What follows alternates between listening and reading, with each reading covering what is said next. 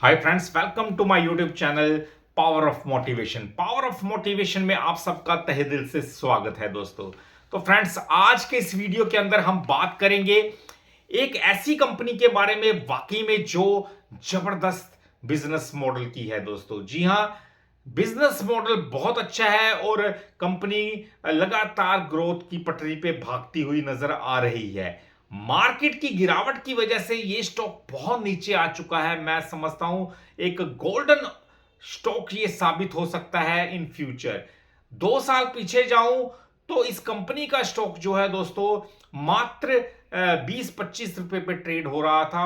2 साल के बाद ये स्टॉक अभी पीछे 4-5 महीने पहले जब मार्केट ठीक थी तो 229 रुपए का हाई लगा के आया। आप देखिए, 25 रुपए से 229 तक का सफर मात्र 1.5-2 साल के अंदर स्टॉक ने दिया है। इतना बड़ा रिटर्न दोस्तों अपने शेयर होल्डर्स को।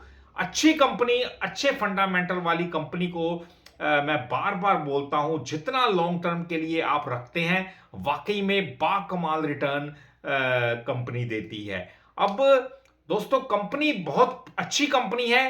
कंपनी का नाम बता दूं, आईआरएफसी। रेलवे सेक्टर से बिलोंग करती है आईआरएफसी। एनबीएफसी का काम करती है रेलवे सेक्टर के अंदर। तो जबरदस्त कंपनी मैं कह सकता हूं।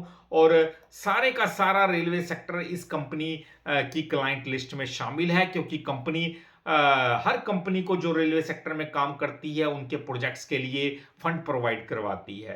अब आईआरएफसी के अंदर एक गुड न्यूज भी आ रही है दोस्तों। आईआरएफसी की 7500 करोड़ की टर्म लोन बिड को एनटीपीसी रिन्यूएबल एनर्जी ने एक्सेप्ट कर लिया है। आप देखिए, एनटीपीसी रिन्यूएबल एनर्जी जो रिन्यूएबल सेक्टर की दमदार कंपनियों में से एक है। एनटीपीसी ग्रुप की एक कंपनी है दोस्तों जो ग्रीन एनर्जी में काम करती है। अब एनटीपीसी ग्रीन एनर्जी ने, रिन्यूएबल एनर्जी ने जो आईआरएफसी की 7,500 करोड़ रुपए की टर्म लोन बिड थी उसको मंजूरी दे दी है। तो बिड एक्सेप्ट हो चुकी है। आईआरएफसी पहले रेलवे सेक्टर के अंदर काम करता था। अब एनटीपीसी रिन्यूएबल एनर्जी की इस बिड के एक्सेप्ट होने से अब ग्रीन एनर्जी यानी रिन्यूएबल एनर्जी के सेक्टर में भी उतर चुका है। ये देखिए कितना बड़ा प्लस पॉइंट है कंपनी के लिए दोस्तों कि रेलवे के साथ साथ कंपनी रिन्यूएबल में भी उतर चुकी है। और दोनों तरफ सरकार का पूरा फोकस है। रिन्यूएबल के अंदर भी सरकार का टारगेट है, पूरा फोकस है। और रेलवे के अंदर भी सरकार का पूरा फोकस है, क्योंकि हर तरफ डेवलपमेंट की बहार लगी हुई है दोस्तों हमारे देश में। रेलवे और रिन्यूएबल, ये दोनों सेक्टर बहुत बेहतरीन सेक्टर हैं। इस सेक्टर की कंपनियां देखिए कितना बड़ा बिजनेस मॉडल क्रिएट करती हुई नजर आ रही हैं। और आने वाले टाइम के अंदर ये कंपनी बहुत ग्रोथ कर सकती है दोस्तों, क्योंकि जो तेजी से ग्रोथ करने वाले सेक्टर हैं उन सेक्टर में ये कंपनी एंट्री ले चुकी है। रेलवे में पहले से थी, अब रिन्यूएबल में उतर चुकी है। यानी चारों हाथ इसके देसी घी में आ चुके हैं, जिस वजह से मैं कह सकता हूं बहुत अच्छा बिजनेस मॉडल आने वाले टाइम के अंदर ये कंपनी मिसाल पेश कर सकती है दोस्तों। और दूसरी गुड न्यूज इसके अंदर मैं आपको बताना चाहूंगा कि मिनिस्ट्री ऑफ रेलवे ने कई रेलवे इंफ्रा प्रोजेक्ट्स को मंजूरी दे दी है। यानी मिनिस्ट्री ऑफ रेलवे, भारत सरकार रेलवे मंत्रालय ने रेलवे इंफ्रा प्रोजेक्ट्स को मंजूरी दे दी है जो उड़ीसा में लगेंगे।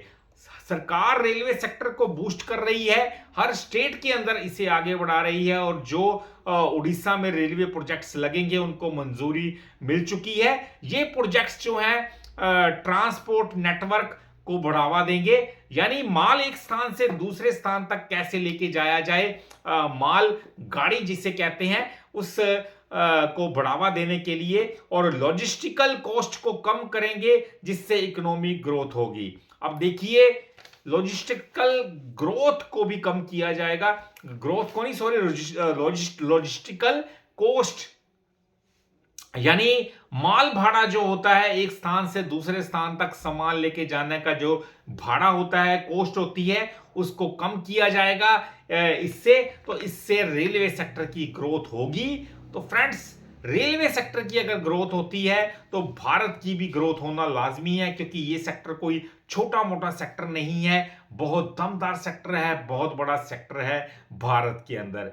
तो रिन्यूएबल और रेलवे दोनों में हाथ आईआरएफसी के पांव 12 हो चुके हैं दोस्तों, यानी दोनों के अंदर कंपनी जबरदस्त ग्रोथ कर सकती है। रेलवे के अंदर तो पहले से करती आ रही है, पर अब रिन्यूएबल के अंदर एनटीपीसी रिन्यूएबल एनर्जी के साथ जो इनकी बिड पास हुई है दोस्तों 7500 करोड़ रुपए की, इससे कंपनी रिन्यूएबल एनर्जी सेक्टर के अंदर उतरती हुई हमें दिख रही है। तो थैंक्स फॉर वॉचिंग।